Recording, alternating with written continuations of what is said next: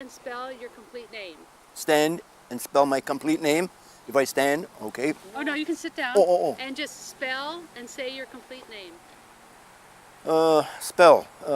Uno is UNO. Isaacson, ISAACSON. Okay, and you're being interviewed by Abby Cayley, and the date is July 28th, 2005. Tell me what the highest rank served was in the 10th Mountain Division. The highest rank I went, PFC. All the way? All the way. And tell me the unit that you served with in the 10th Mountain Division. K Company, 87th, 3rd Battalion. And the year and the month that you were inducted. June 11th, 1943. Was sworn in Chicago.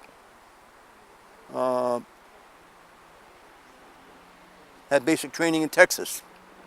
Did you go to Camp Hale at all, though? From Camp Hale in Texas, after 17 weeks of basic, I went to Camp Hale. I tried to get into the airborne gliders. First, I tried to get in the paratroopers. After we finished basic, to get the story right, the company clerk came out and said there's openings in paratroopers, gliders, and another outfit, and he would have more information the following day. So I went to see the airborne sergeant. He looked at me. He's, how heavy are you? I probably then was about 116 pounds, because when I enlisted I was 106 pounds. I almost didn't pass. When I had my physical in Chicago, they were ready to send me home. And I told this doctor, you're not going to send me back home being a 4F'er. He said, what do you mean? I said, I don't want to go home. I got to go into service. He said, well, this was on Walker Drive. He said, go downstairs at the commissary down there and buy yourself a bag of bananas, which I did. And he said, you eat every one of the bananas and you come right back up here. I'm chomping on them bananas like a monkey, but I ate them all. He put me back on a scale. He said, you passed. You're going to Texas. And that's where I went. What was it that attracted you to the 10th Mountain Division? Why did you want to be in the 10th? Getting back to trying to get in the airborne, I was too light. I wouldn't pass. And the gliders, I wouldn't pass. Well, I went back to see the company clerk, and he said, gee, there's a new outfit being formed up in Colorado. Did you ever ski? I skied on homemade skis and snowshoes most of my life since I was a kid. He said, what about horses? I rode bareback horses because where I did, the people couldn't afford to buy a saddle. And he said, you work in the woods or anything? I said, yeah. I said, I'm born in northern Michigan. Put your name here on the dotted line. You're going to Texas, or you're going to Colorado tomorrow morning on a train. Go pack up your stuff. So there was other fellows that I didn't know from a bale of hay, but the whole bunch of us wound up going to Camp Hale, Colorado.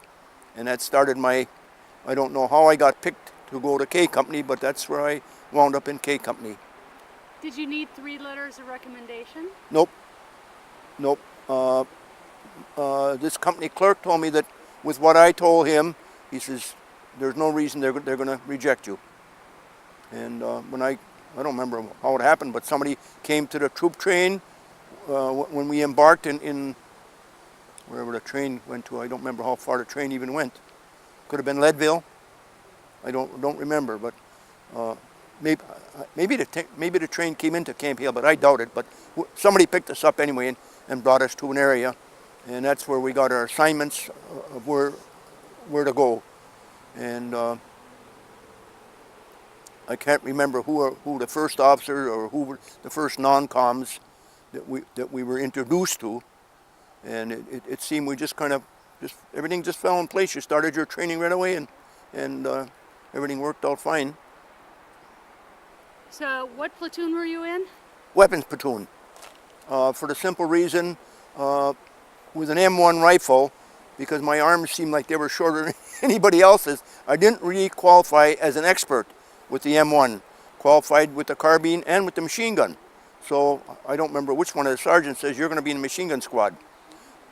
If you're not going to be a gunner, you're going to be a first ammo carrier. And he said, when the gunners get killed, you better learn how to run this machine gun and take it apart. So we were trained to do that. Whoever, as you're in combat, you could lose the whole squad and all you got is ammo carriers left. So somebody's got to take that gun over. And when you become the first ammo carrier, well, you're the first one in line. That if the first gunner or second gunner or somebody, either one of those two get hit, why, you just jump in and take their place. So we were trained to take that machine gun apart, blindfolded. You're trained at first to take it apart that you could see all the parts. So many times, then you do it blindfolded, and of course, previous to that, you go out on a machine gun range and you see if you can qualify. And I didn't have. What did it take to qualify? Pardon? What did it take to qualify? I don't remember what percentage of the target you had to hit, but you had to be, I don't remember what percentage of the bullets that came out of that belt to hit the target. And the more practice you get, the better you get, just like anything else. And machine gun never scared me. I mean, it was heavy to carry, but once you get used to it, it's probably just like a guy that's firing a rifle.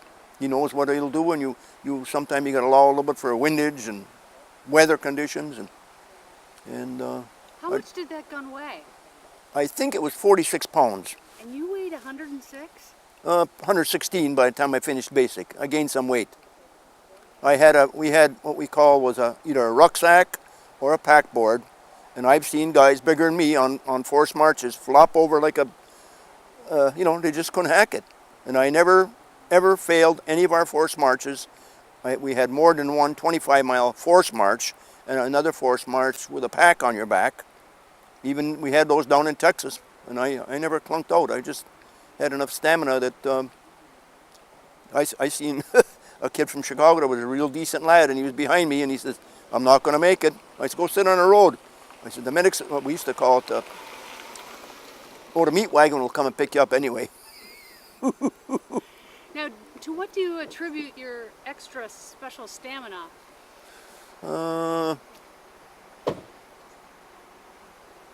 I guess most of my life I didn't have a lot.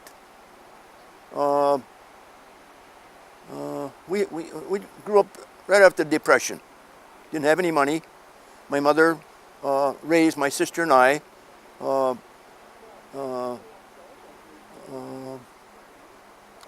What else can I tell you?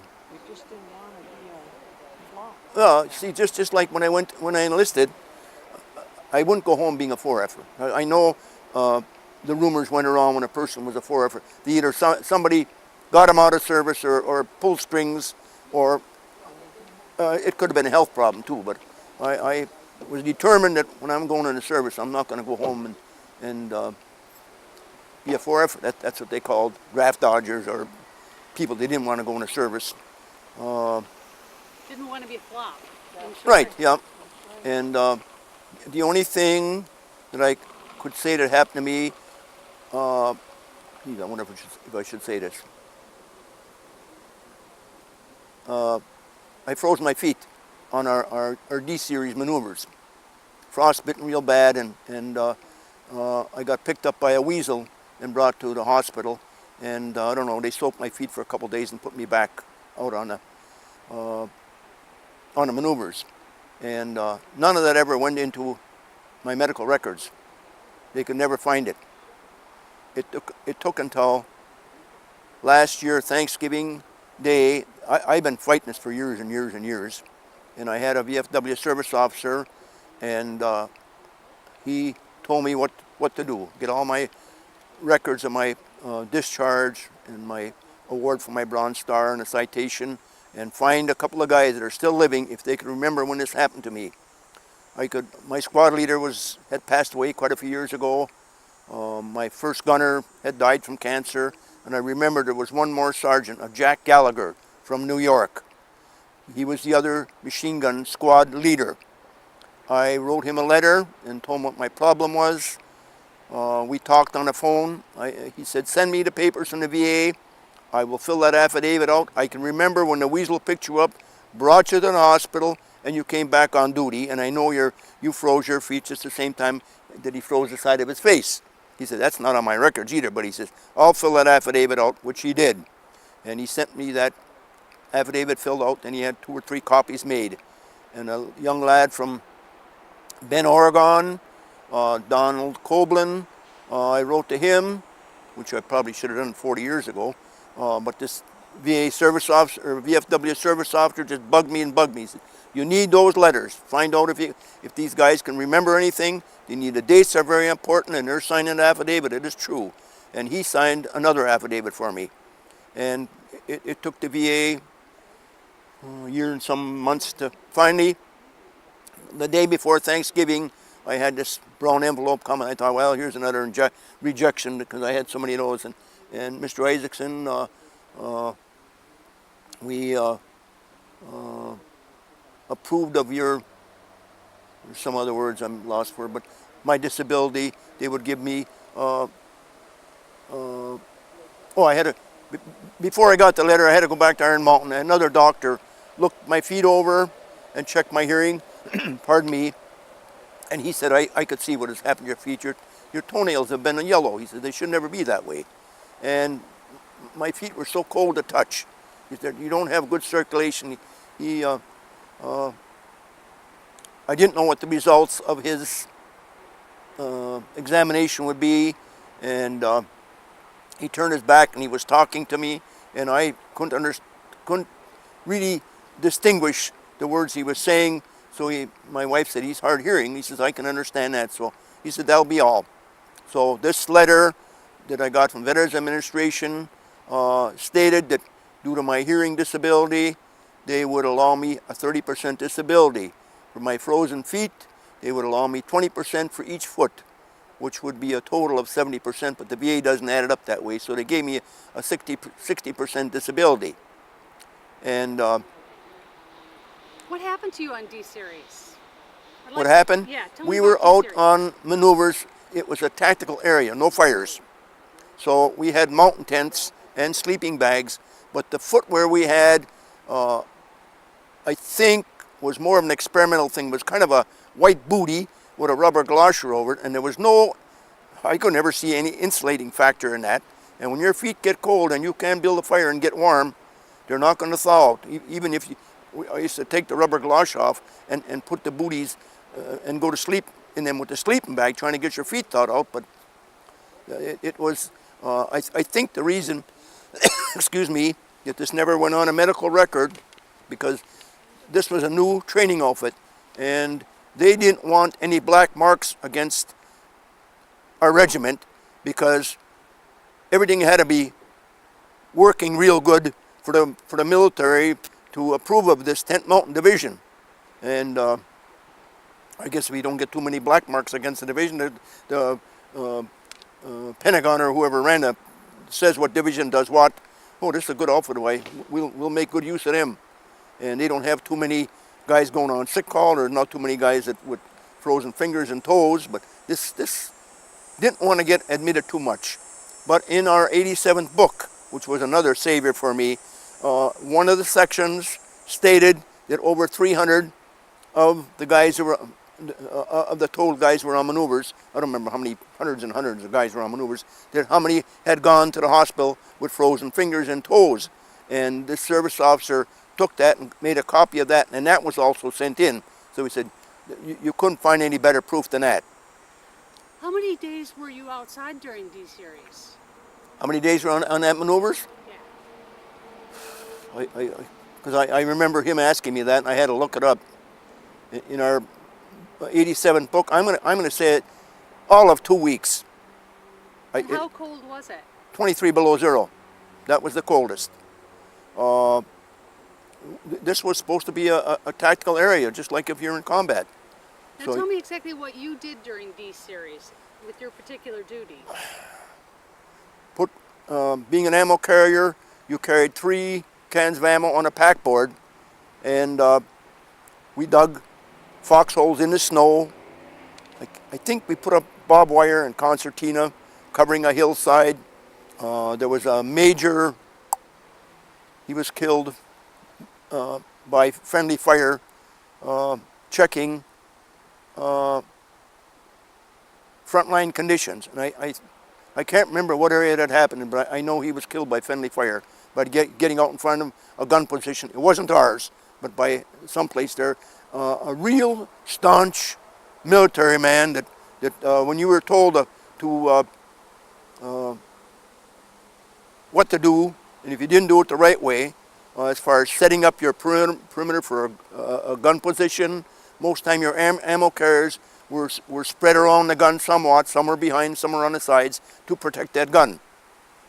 And the people that were taking care of that machine gun. So you had your carbine there, and some fellows carried other weapons, but that was what we were issued, was a carbine, and the carbine was a good rifle, nothing wrong with it.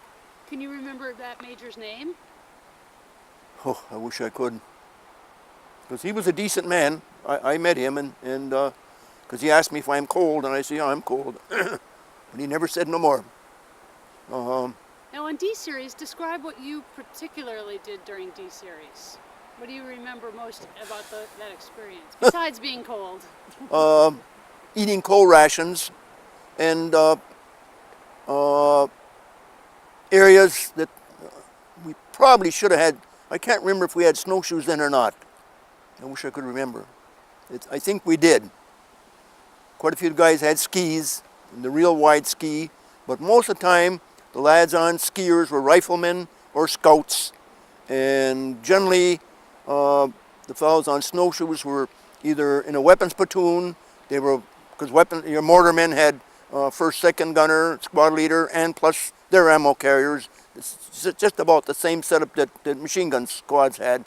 And mortars generally get on the backside of a hill, and there are observers up in front, where machine gun squads generally are setting up on the forward slope of a hill, looking to whatever target they can pick up, or protecting riflemen. If a rifle squad would ask for machine gun fire to cover a building or a hillside or something like that, that was your job.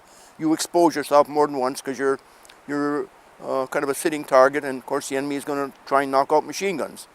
It's hard for them to see a mortar squad unless they got an observer on a high spot that can see where their gun position is, and they'll try and knock out a mortar squad.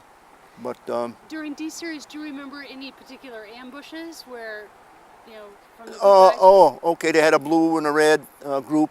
What group were you? I wish I could remember if we were blue or red.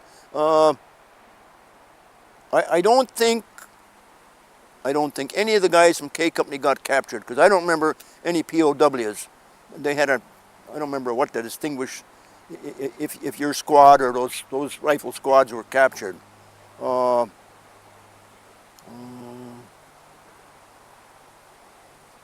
we didn't have no camouflage netting at all.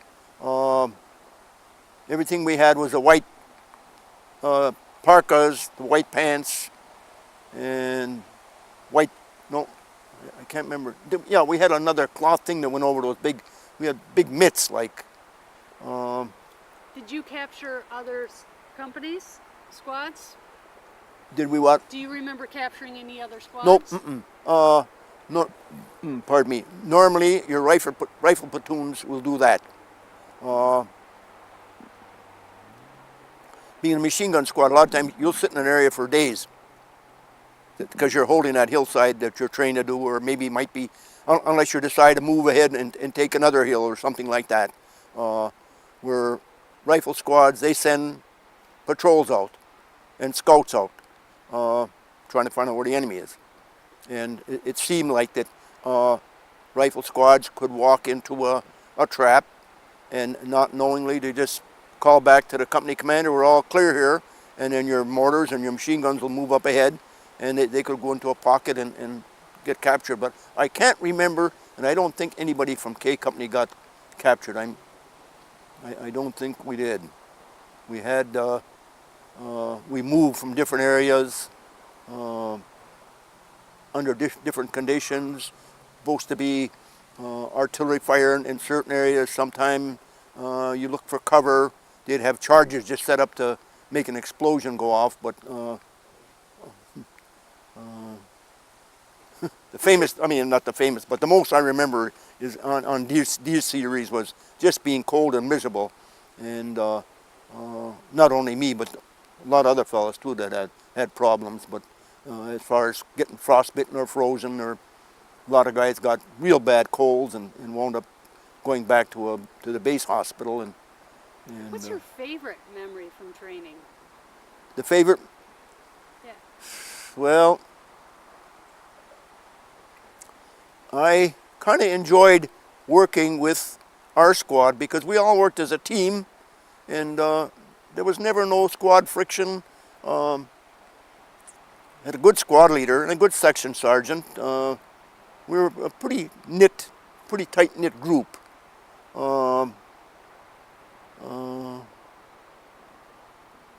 guess the only thing I kind of was a little envious of the guys that were some of the riflemen and some of the machine gun, the other squad, those fellows had money, so they could get a pass and go to Denver or go to or some other fancy, where some of the ski resorts had just first started, and there was always a nice bar or something like that where us poor guys wound up going to Leadville.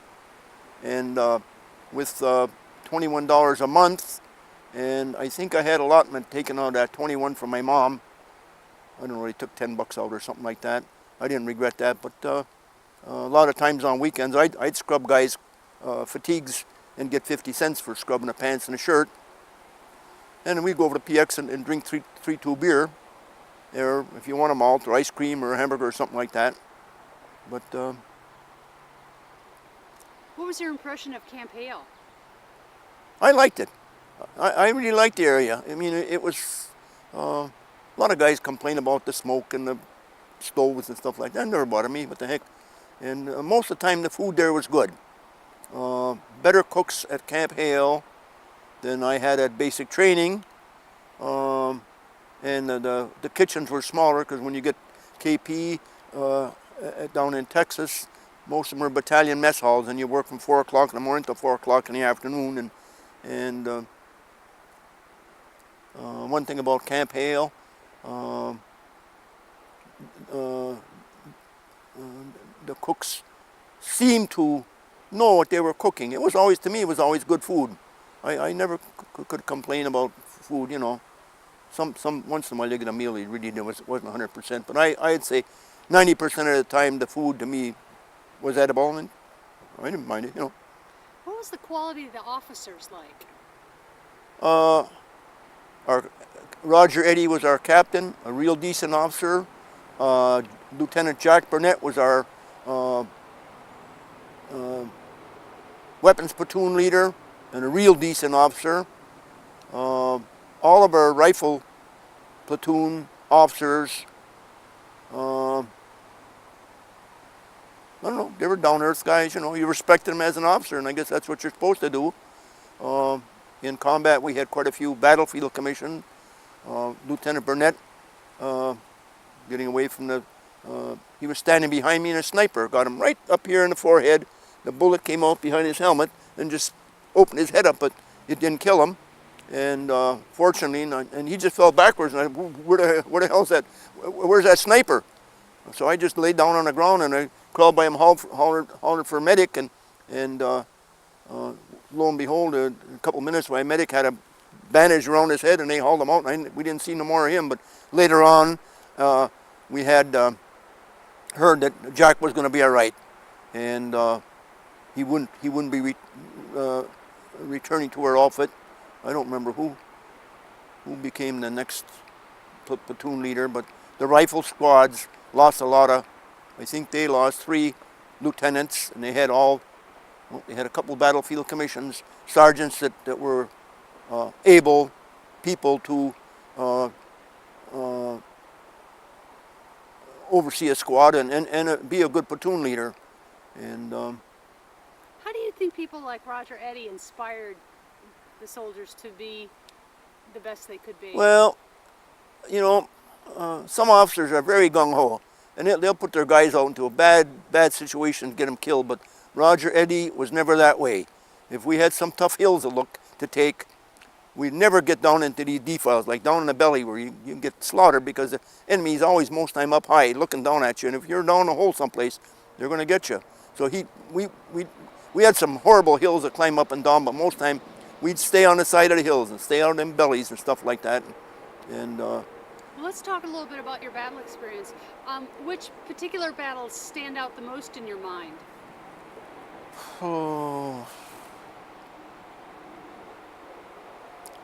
Probably Belvedere, it was a night campaign, and I think it was more of a tense deal, because you know, when you're in infantry, you know, you keep pushing ahead, and you're always thinking, jeepers, that guy got killed today. Holy cross, is it going to be my turn tomorrow or what? You know, and I really wasn't. The only thing that really bothered me in combat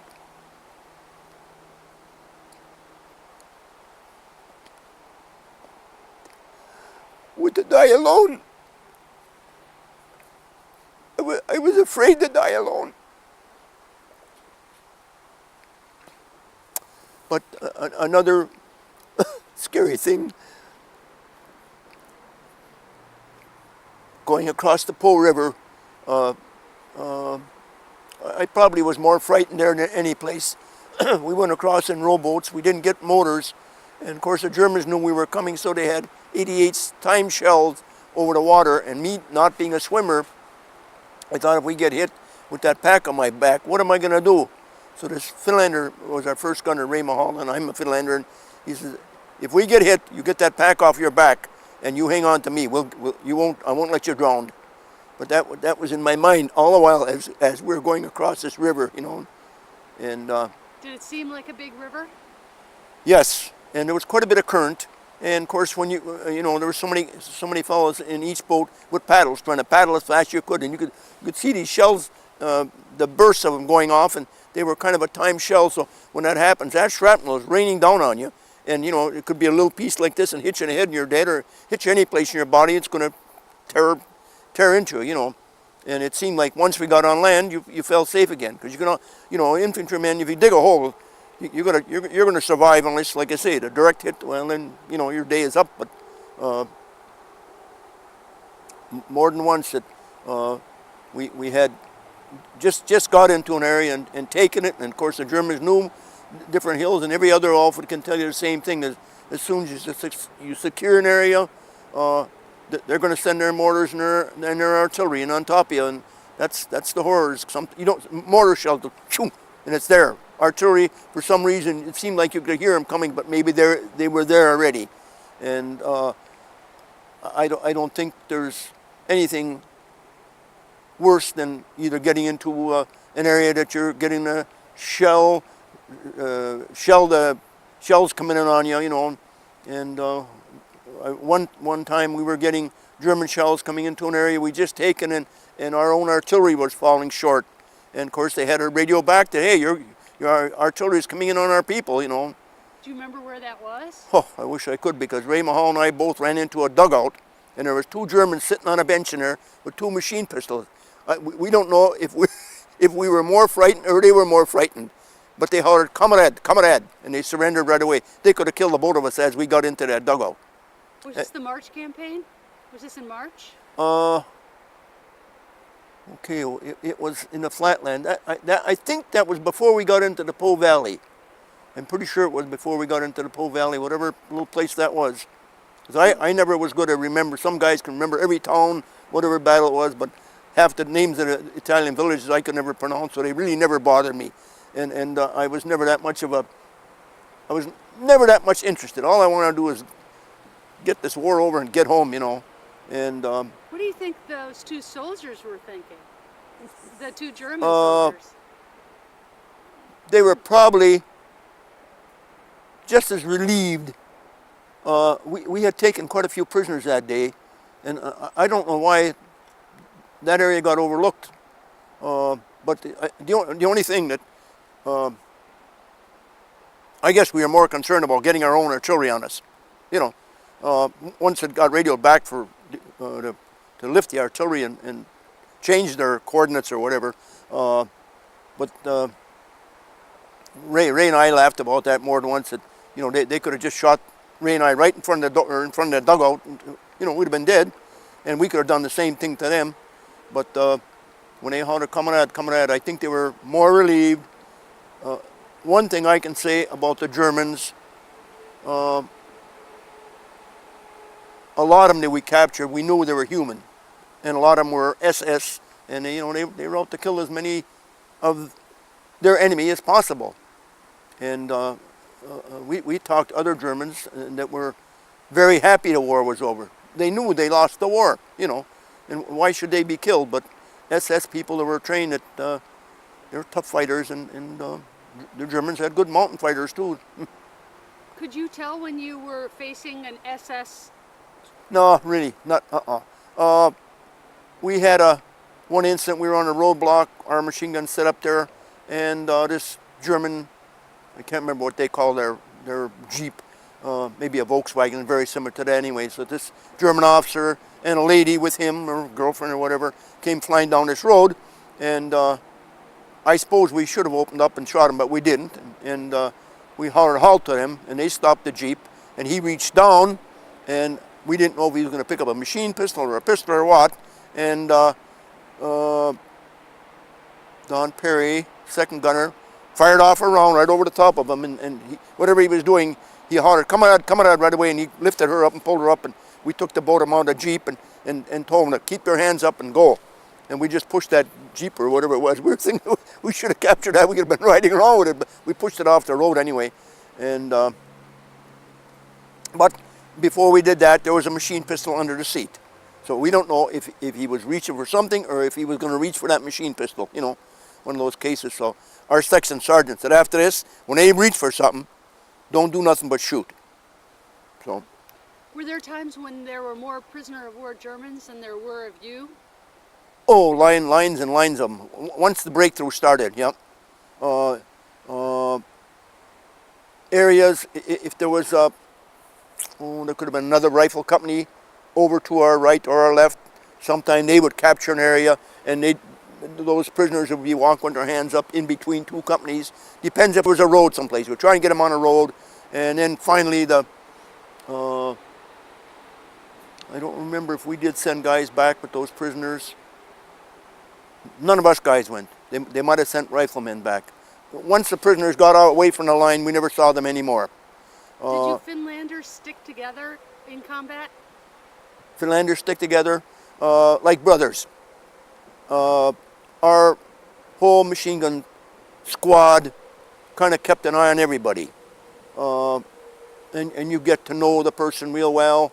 Our platoon runner, his name was Orlin Yoder. I met his wife and his little boy in Texas before we shipped to go overseas.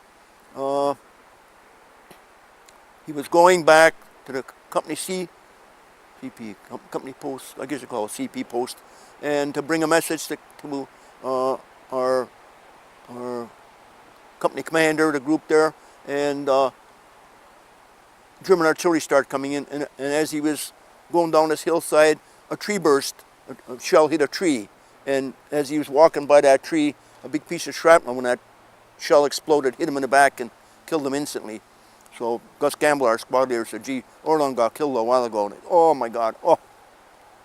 And Captain Eddy came to see me, and I don't remember if we got pulled off the line or what, but he asked me if I'd write a letter to his wife. He said, I'm doing the same thing, but he said, since you and Orlin were real good friends, he says, would you mind doing that? And I hated to do that. That's the only letter I wrote, and I didn't ever want to have to write another one like that. You know, that's one sad job about it, being a company commander. You know, all the guys that, I think we lost 34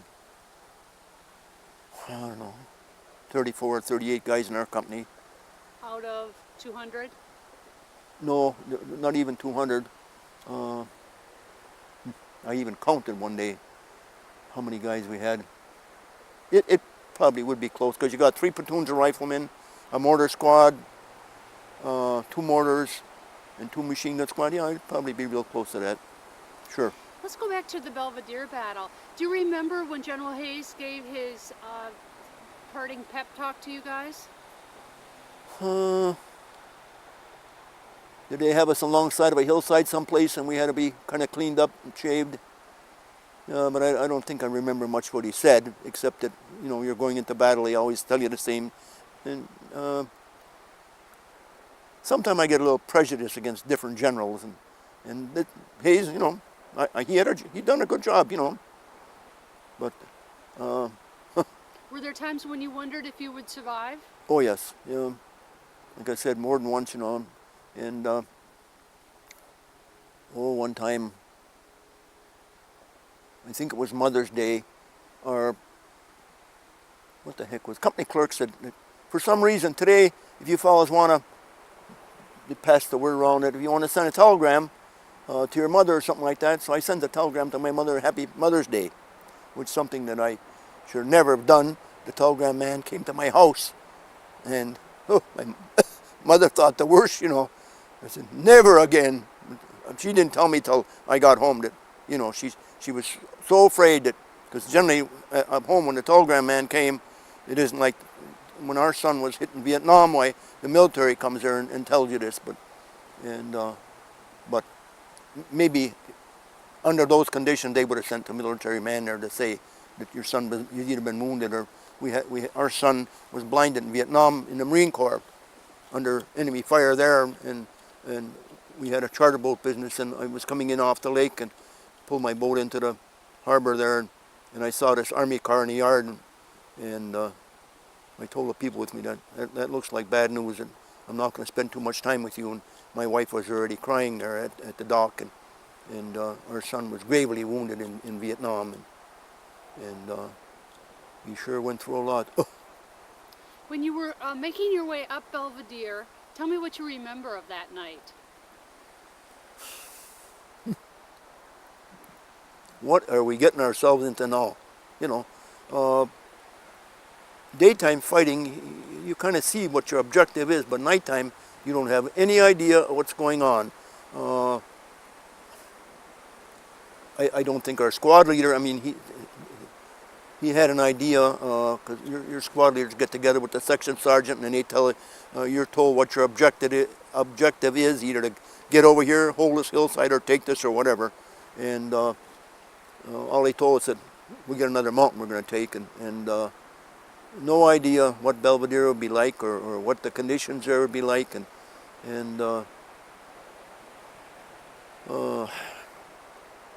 I guess you're all time.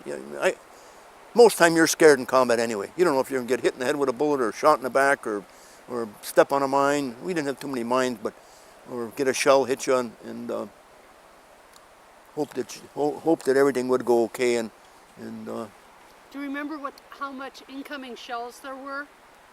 What kind? Do you remember, were there many? Well, Germans had their famous 88, and that was a darn good gun. Plus they had, what the hell was that called? Screaming Nemi. I don't remember what caliber that animal was. All you could do was hear a screaming. Another one sounded like a freight train. I mean, a freight train coming. You could hear that coming. And I don't think you could ever dig a hole deep enough to, if that ever landed in your area, why, you never survive it. But it seemed like where we were at the front, the smaller artillery, maybe like 105s and 55s, that same caliber, Germans had field pieces that were on wheels that they could move around with a couple of guys, or with horses or mules or whatever they had, just like our pack artillery. And they always look for an objective. They try and find out where the base of the line is, and then start putting artillery fire in there, and hope to God that they can scare us out, or we do the same thing to scare them to back up. That's the idea. When artillery starts getting so heavy that you gotta, if you're not dug in well, why, you better find a place to get shelter. A lot of guys get inside of old houses and stuff like that. We've been in old houses. Been in a church once when we were getting artillery on us. I don't remember where that was, but the priest said, "Come on, get down in the basement." It seemed like we went down 3 flights, but we were always going down steps. But that church didn't get shelled though, and nobody in our 2 machine gun squads ever got hit on that one. Do you remember getting to the top of Mount Belvedere?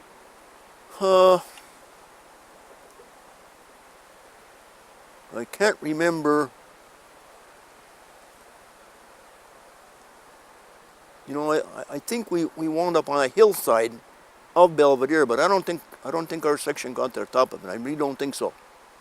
No, I'm positive we didn't, because we were, if I'm not mistaken, we were in reserve. It was 3rd Battalion in reserve. I'm pretty sure we were in reserve. Yep. What's the next bit of action that you remember after that? I wish I had the 87th book. Because it'd be another town, and I can't remember where Pietra Colora was, if that was before Belvedere. After. After? Okay. Pietra Colora was another town that got the hill shelled out of it. Yeah, what do you remember about Pietra Colora? You can't remember who we lost there.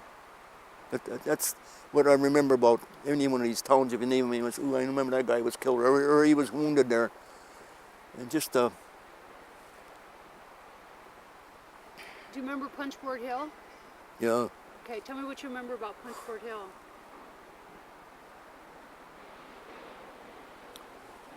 I can't remember if we took that area at night, and it seemed like a lot of trees. No, I might be mistaken. I got to really think about this, because by morning there was very few trees left with branches on them, and I think that whole hillside was just blasted to hell. I don't know. I wonder if that was Castel Deanna. Did you have a deep foxhole at Punchboard Hill? Did you have a deep foxhole at Punchboard Hill? Oh yeah, most of the time. Well, sometimes you get in a rock area, it's a miserable animal to dig a hole, but you get like a gopher. And sometimes you wish that steel helmet was just like a big pot. You could fit inside and hope to God you never got a direct hit. But there's some other town that Castel Deanna. I think that town we had a sniper pick off quite a few of our guys, and it seemed like we got armored into Castel Deanna. I don't know how the heck they got up there. And that sniper was in a church steeple. Now, it could have been another little town otherwise than Castel Deanna, but for some reason Castel Deanna rings a bell. We had that, it was a tank, I know that. Take the top of that steeple off where that sniper was. They hated, we were told already, don't do any destroying of churches and stuff like that, but that sniper was up there, and I can't remember who he got, a couple guys. I wish I could remember a little bit better. Do you remember when FDR died? Yeah, we had the Stars and Stripes, if I'm not mistaken. The President Roosevelt had died. And, well, it's surprising. We know it was a bad thing the president died, but it gets to the point where you got to be a survivor. Your own people, your own guys are with you.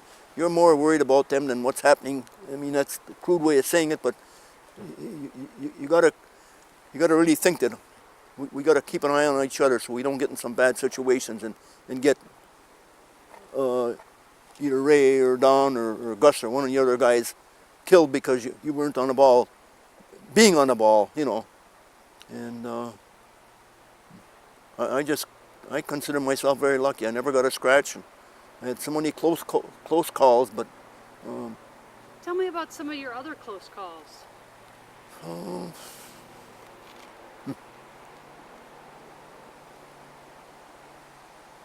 Oh, I just wonder if that's where... Okay, we got into this, outside this, we were in this town. There was a schoolhouse there. And we went by that schoolhouse, and for some reason we were getting 88 fire in there, so we knew there had to be a tank in that area. And our section sergeant, Tubby Adams, said, well, to Gus Campbell, why don't you set your one machine gun squad down on that road down on that corner and cover that corner. And I think the other machine gun squad went to the left of us. And we're looking down that road, and I told Ray, look at that animal coming up the road, that's a tank. What the hell, we're going to get killed here.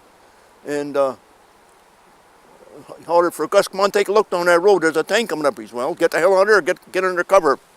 Pardon my language. So there, we ran down that road, and there was a little ditch alongside the road. We looked, and there's a culvert in there. So all of us guys from our machine gun squad went inside that culvert.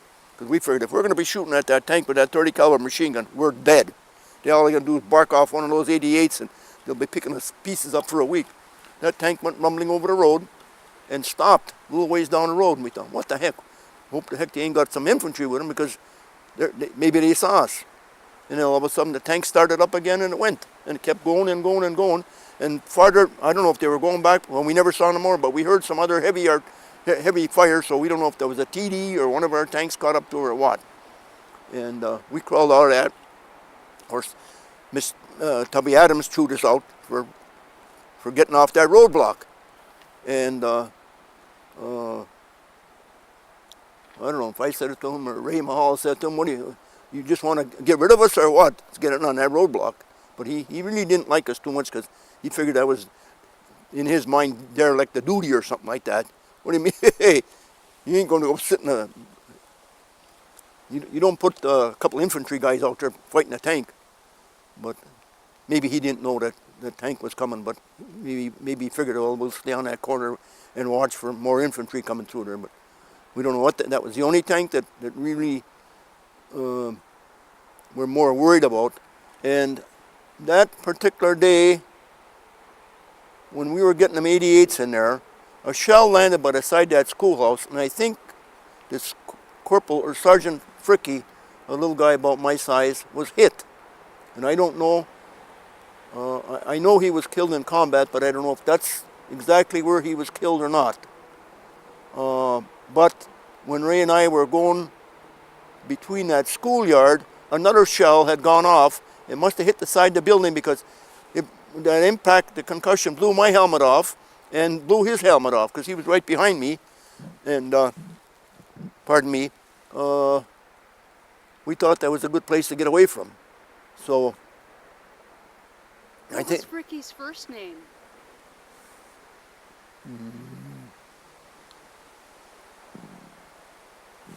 And the kid was from, I'm pretty sure he's out from New York, Fricky.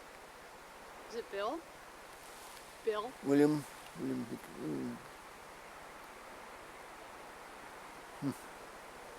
And I think his sister got something to do with the descendants. What do you remember of him? A good sergeant, just a decent young lad. And he worked his way up. I can't remember when we first got to Hale. I don't think he was a squad leader then, but a real intelligent lad. And him, Fricky and Jack Gallagher, that was the other machine gun squad leader, were very good friends. And it seemed like, I can't remember now if Fricky took over a squad. I can't remember. Were you near Fricky when he was hit?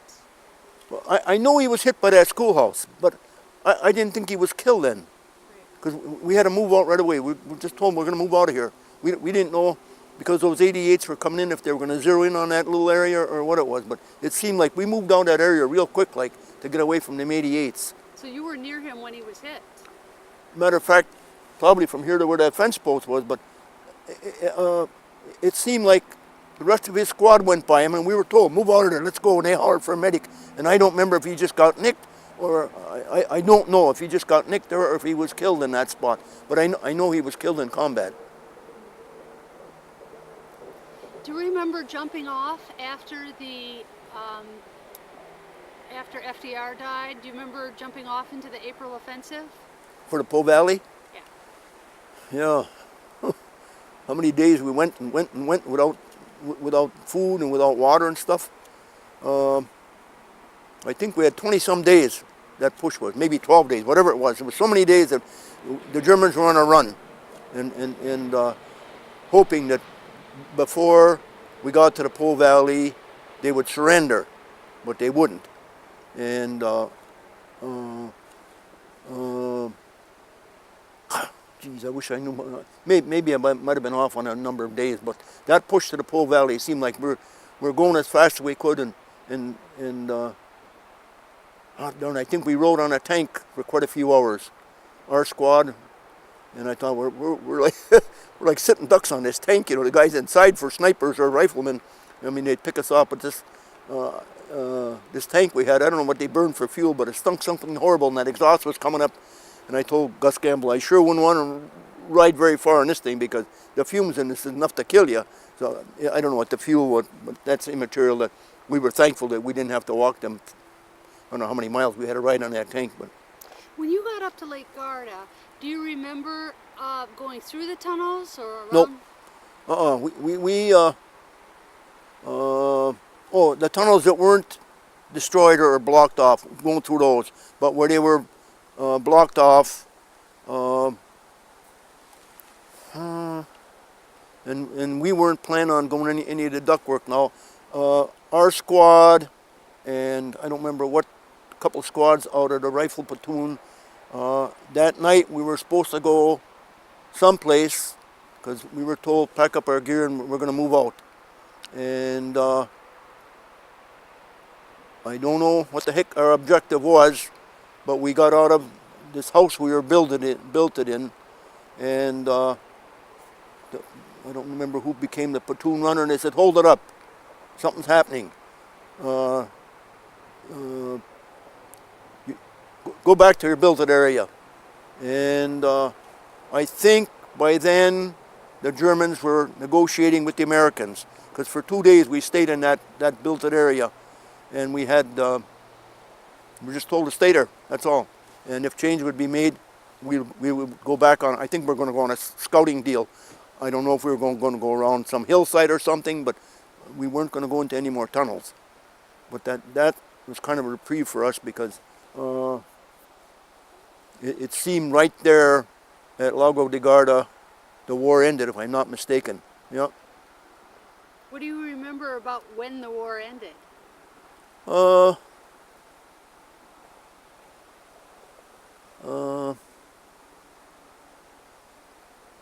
You're going to live again. I think that was the, like I always say, infantry, your straws keep getting shorter and shorter, and that's the only bad thing about being in the infantry, but I'm so proud of it. You're going to get it, eventually. Unless you're one of these gung-ho guys that can live through 100 battles and never get a scratch, but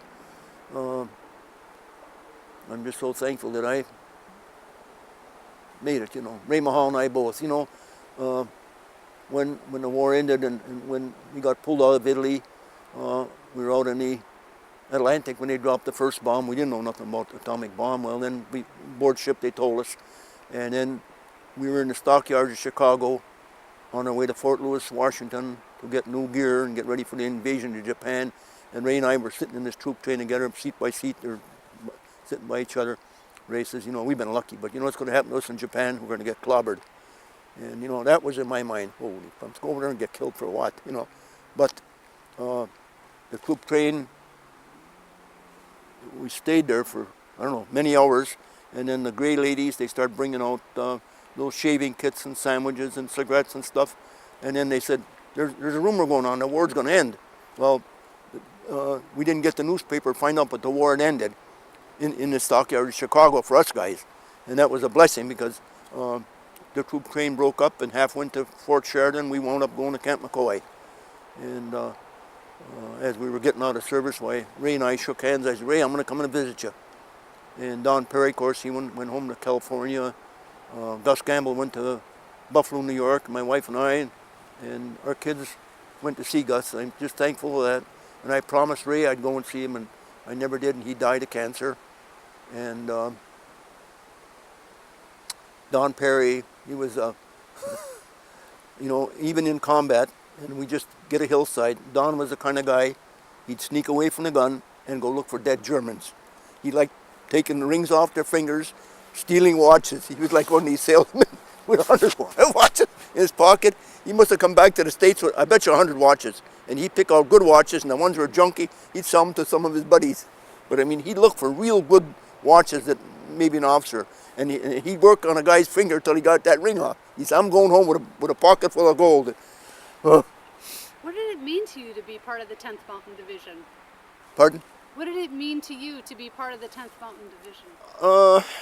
We were trained to fight in the mountains, and I'm real proud of the guys that I soldiered with. And like I say, our officers in my book, they were good officers. They didn't get us into a situation. Sometimes you can't help it, but they didn't get us into any suicide missions or bad spots that we would get clobbered. And there's no way you can stop an artillery shell or a bullet. But I respected all of our officers, and the all the guys that I was soldiered with anyway. I never made it any higher in the PFC, but the only regret I had about it, I didn't get that much money as some of the other guys got, but what the heck.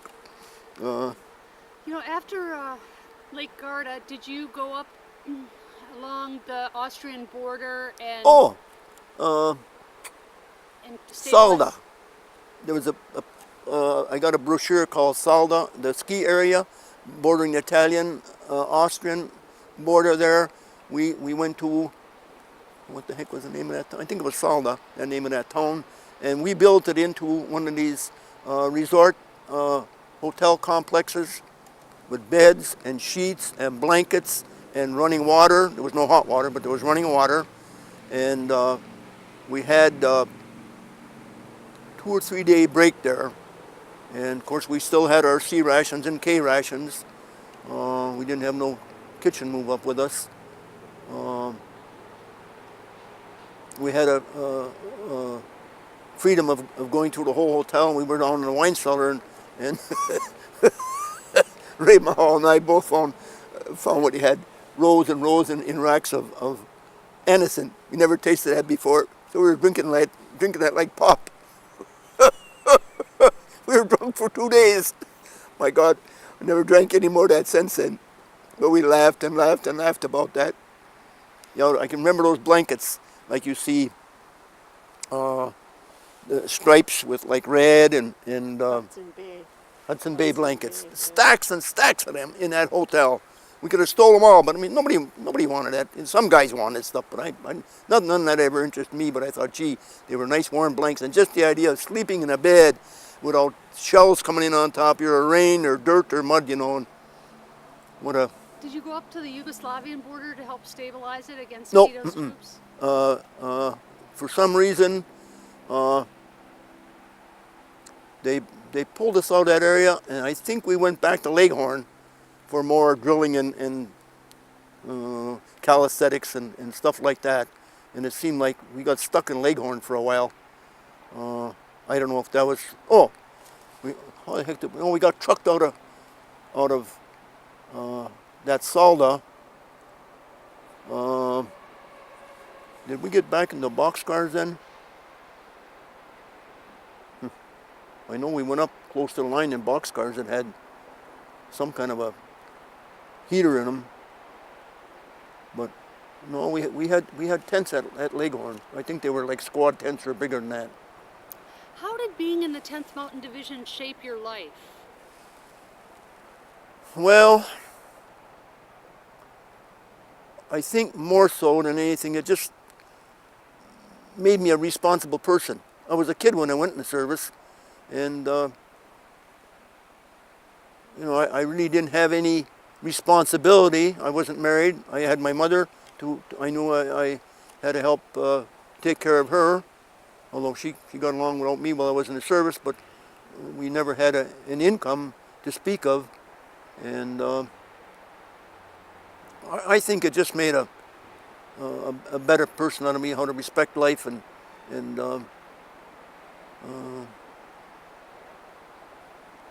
consider myself just fortunate. I see so many guys when I came home that didn't have legs and arms, and the good Lord was sure looking down on me to kept an umbrella over me or something.